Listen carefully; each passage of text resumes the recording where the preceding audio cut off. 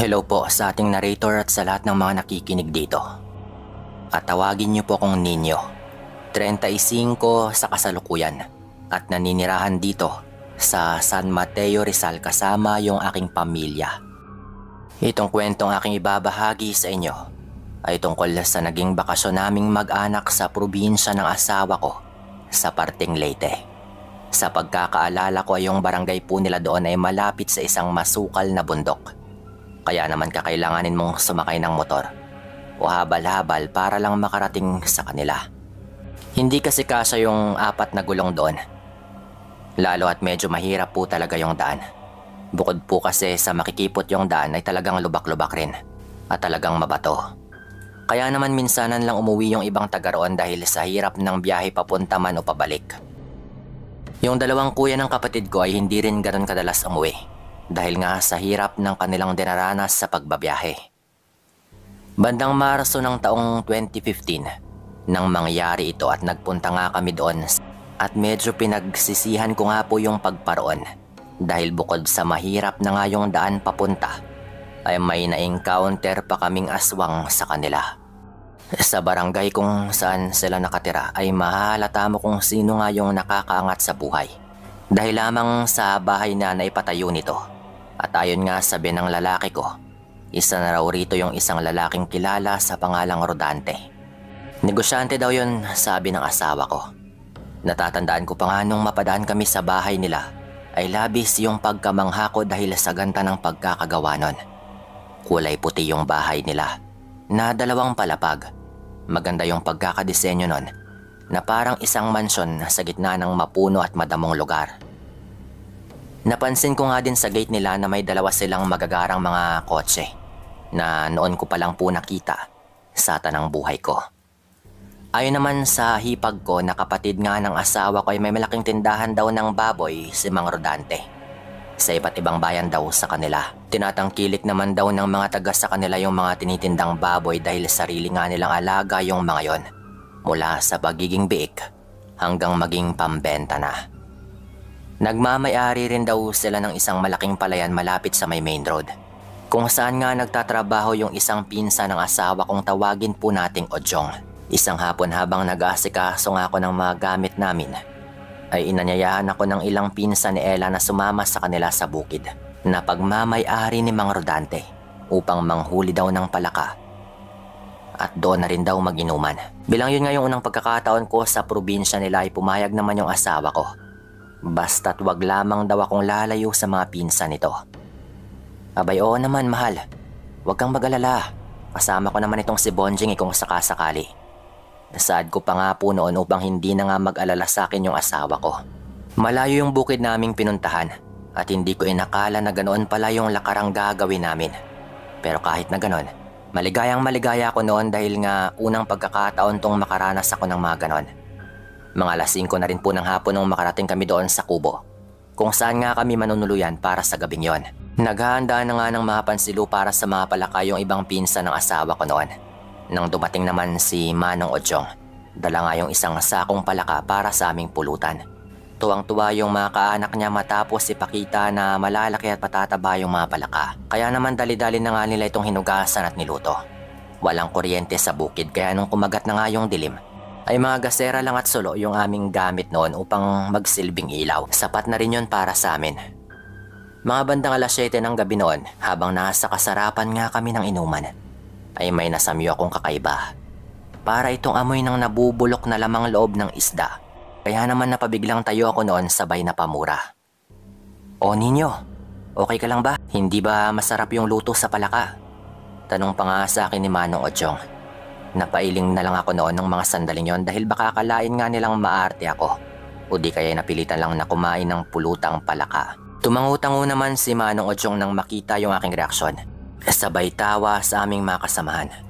Nang makabuelo na nga ako sa aking sarili, tinanong ko silang lahat kung may naamoy din ba silang kakaiba sa paligid ng mga sandaling yon. Pero kataka-taka na ni isa sa kanila ay walang naamoy na malansa sa paligid. Sinasabi ko po sa inyo na sobrang baho po ng amoy na yon. Literal na bumaliktad yung sikmura ko at nagdali-dali nga akong lumabas noon upang sumuka. Nung makita nga ako ng isang pinsan ni Ella na sumusuka, ay dali-dali ako nitong inalalayan sa pag-aakalang lasing na nga ako. Kaya nagkaganon. Ngunit nang ipaliwanag ko nga kung bakit ako nasusuka, ay pinasok niya ako noon sa loob ng kubo upang pahira ng langis ng nyog sa ilong at pati na rin sa tiyan upang maibsan daw yung aking nararam. Mga bandang 11:00 ng gabi ay halos wala na ngang nagiin. Kaya nag-decide na nga kami noon na matulog na doon sa bahay ni Manong Ochong. Habang nasa kasarapan nga ng pagtulog yung aking mga kasama, hindi naman ako madalaw-dalaw ng antok kahit na anong gawin ko. Isa pa ay nakakadagdag pa sa isipan ko yung sobrang lansang amoy. Nagubad na nga ako ng pangibabaw noon at itinapal sa mukha sa pagbabaka sakaling hindi ko na maamoy kung anong mabaho, ngunit ilang segundo lamang ay inalis ko na rin ito dahil nahihirapan din akong huminga. Pinilit kong hindi pansinin yung amoy noon pero hindi talaga kaya. Kaya naman gising na gising pa ako noon kahit natahimik na nga at malalim na yung gabi. Dahil ako na lang yung gising noon, ay naririnig ko yung mga kaluskos sa labas ng kubong aming tinutuluyan. Manipis yung halaman sa paligid ng bahay. Dahil bagong gapas lang nga ito ni Nong Ochong. Yung mga damong nakapaligid naman ay puro tuyo na.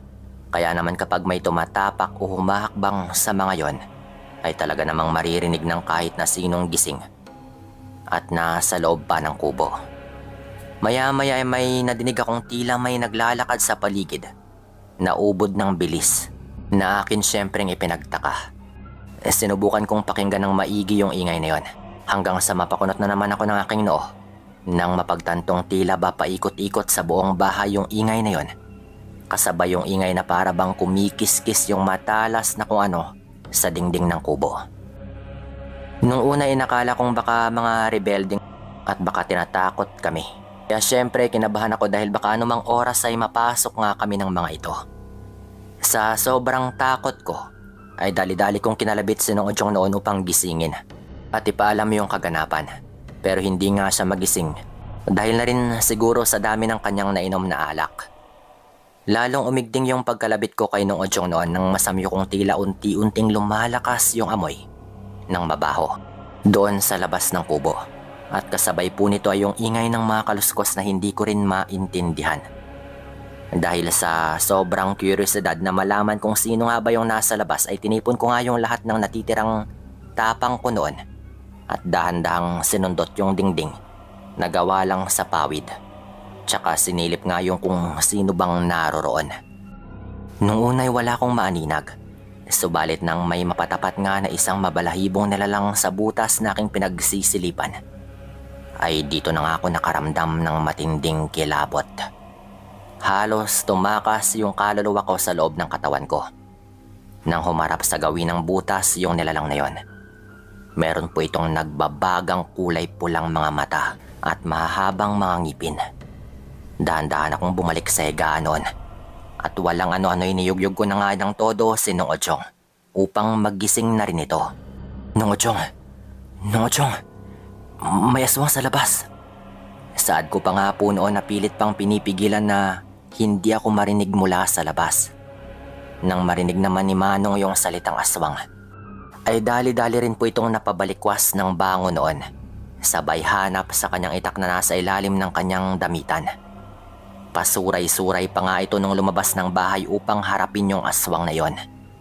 Dahil na rin sa nangyayari, ay hindi ko naman siya pwedeng iwan kaya naman lumabas na rin ako upang alalayan. Sa bungad pa lang ng bahay ay mura na nga po ito ng mura.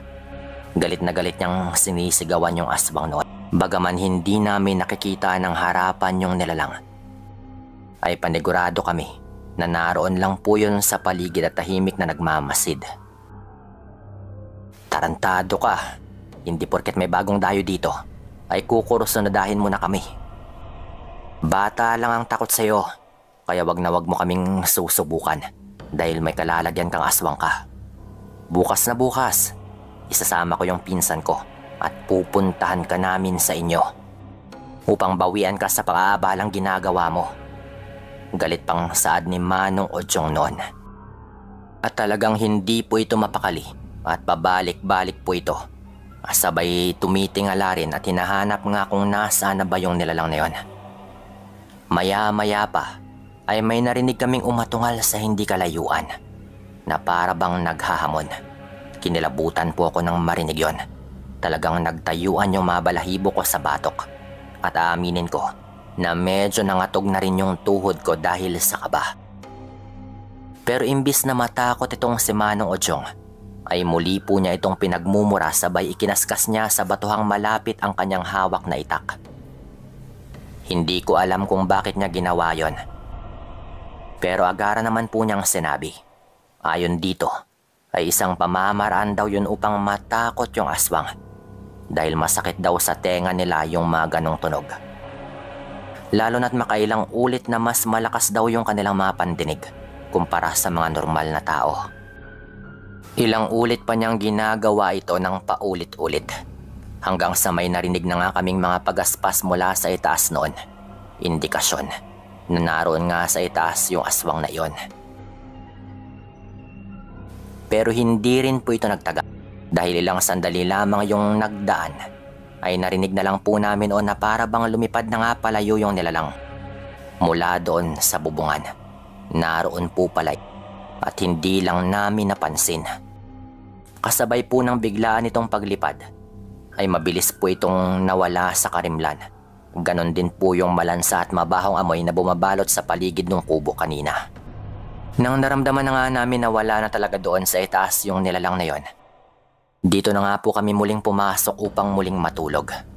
Pero Sir Dan, dahil sa sobrang takot ko noon at adrenaline, hindi ako nakatulog ng buong gabi. Hinintay ko na lamang yung pagsikat ng araw. Hindi ko alam noon pero alam ko na kapag natulog ako, baka may mangyari at hindi ako handa. Hindi naman makapaniwala si Ella noon, yung asawa ko, nung ikwento ko nga sa kanya yung tungkol sa aswang naming nakatagpo noong gabing yon.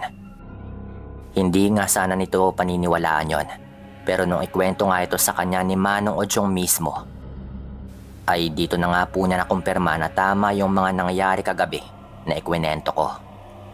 Napag-alaman ko din kay Nong Odyong na ako pala talaga yung pakay ng aswang na yon, matapos daw akong makursunadahan.